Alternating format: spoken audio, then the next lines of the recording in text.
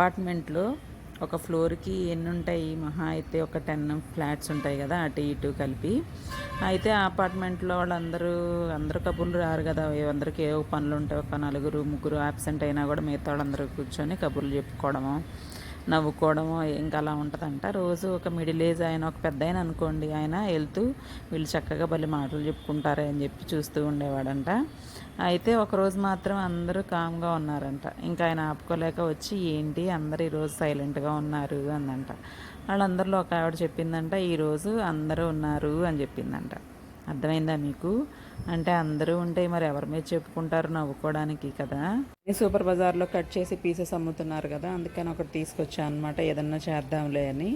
Sweet చేయనా అని మా వారిని అడిగితే వద్దులే అని చెప్పి అన్నారు. అందుకని ఇంకా పులుసు చేసేసాను అనమాట, బెల్లం వేసేసి. చాలా బాగుంది. రిషితాకి పులుసులో ముక్కలు చాలా బాగా నచ్చినాయి, మెత్తగా ఉన్నాయంట.